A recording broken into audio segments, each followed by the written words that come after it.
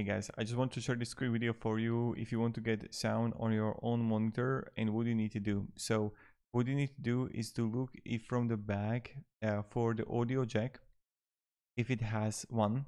And when you're going to have the audio jack there, what you want to do, you need to connect it with, let's say, a JBL speaker. So you need to have extended speaker for your own monitor.